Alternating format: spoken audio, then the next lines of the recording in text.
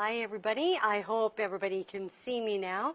I'm going live. This is my first time live streaming with Jenny Kae quilts, and my calling these Ask Jenny because that's what I hear a lot in class. Hey Jenny, I have a question. So this is Hey Jenny, and I just hope you can tune in and we'll cover a lot of questions. Today's topic is to pre-wash or not pre-wash. That is the question. This is a heated topic. I'm telling you, some people are very, very passionate about which way they think and why it has to be that way. And I want to say this first off. I don't think that there are a lot of rules with quilting. I think there are realities.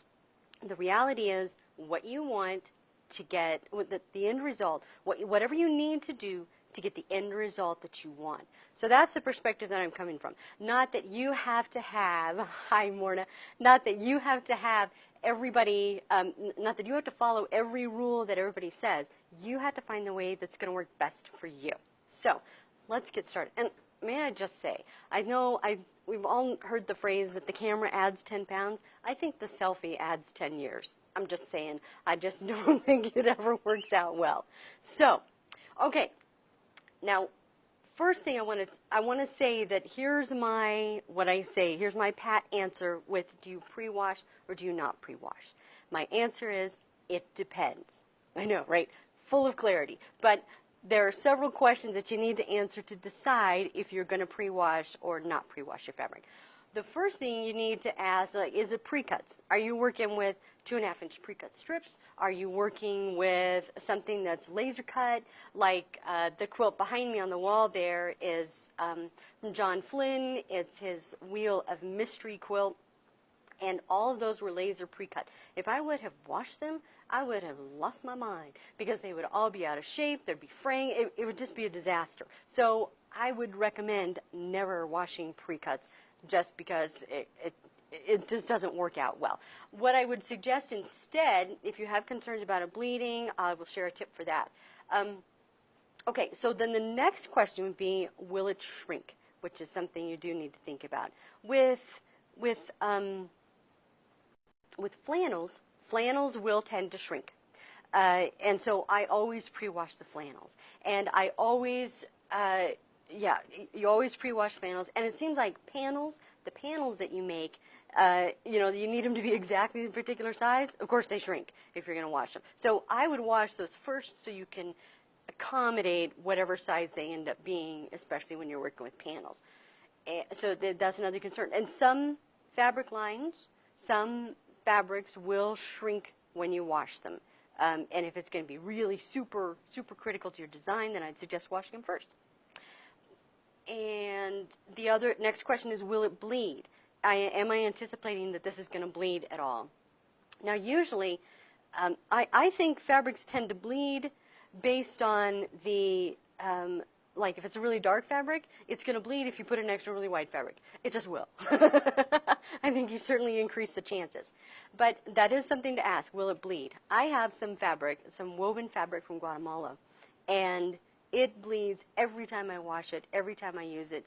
It's inherent in the way that it's made, and there's nothing I can do about it. It's going to be that way. So maybe a quilt is not the best application for that. Maybe you need to find something else to do with it or plan on never having to wash, if you make a quilt with it, never having to wash it. So that's another thing to think about.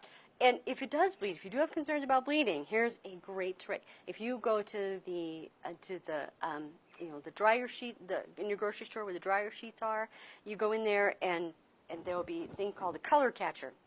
And the color catcher looks like a little dryer sheet.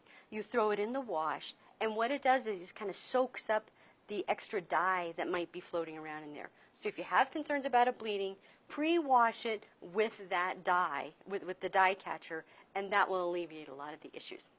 If it's completely unknown provenance, you probably want to wash it, right? Like somebody says, oh, my auntie just quit sewing and I have 10 bags of her fabric you want it? You want to take it? And you're like, ka-ching, okay, I'll be there. But you don't know where that fabric has been. You don't know what it's been exposed to over the years.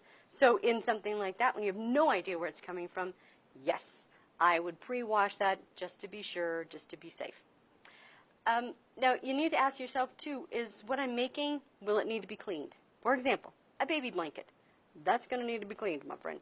A quilt, a king-size quilt that's going to go on the bed and it's a very special heirloom number, probably not. So you just need to think about that.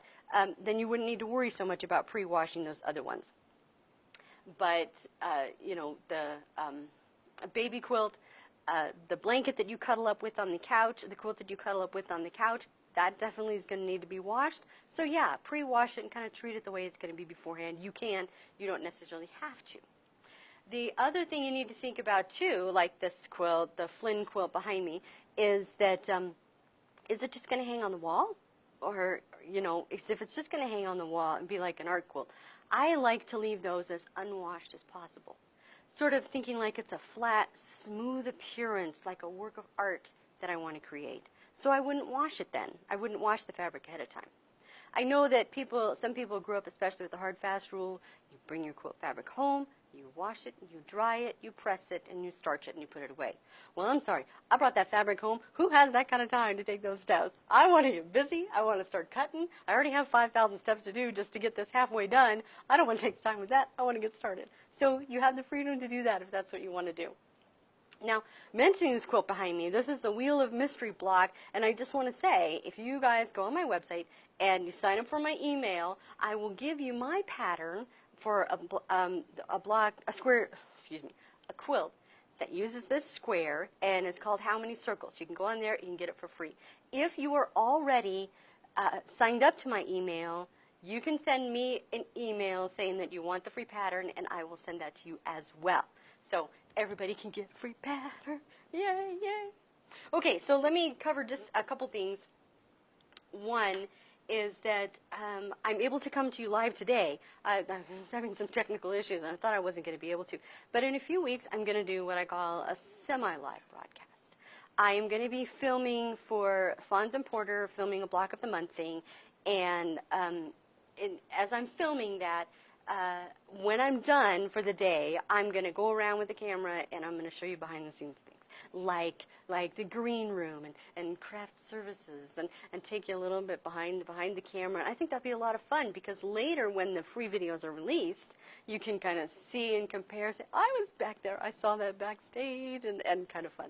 So if you have questions about that, what that's going to be like, and if you have questions of other topics that you want me to cover, I mean, pre-wash or not pre-wash, it's pretty personal. It's sort of the boxer's briefs question in the quilting world, and you know, it's going to depend on you. But if you have other topics that you want me to talk about, please let me know. Put them in the comments below. I would love to hear your suggestions and your ideas and answer your other questions. Because I tell you, this is what I always get asked in class. Hey, Jenny, I have a question. It might be totally off what we've covered, but it's a problem that they're having and it's something that you're thinking about.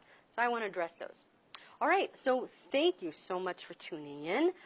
I will be here next week. We'll cover more topics. Let's see, the topic for next week is troubleshooting rotary cutting.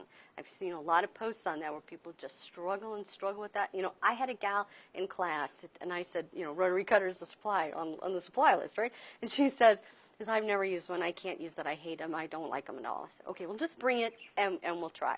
So she uses her rotary cutter, and it didn't work at all. And I tried to use a rotary cutter. It didn't work at all. And I said, here, try mine. And it worked just fine. It was a bad rotary cutter. So sometimes it's not you. Sometimes it's the equipment.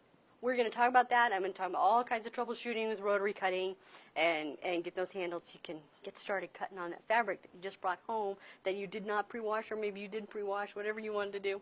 All right, so thank you guys so much for joining me. I'll see you next week at this time at 6 p.m. Mountain Standard Time. And have a good night. Thanks.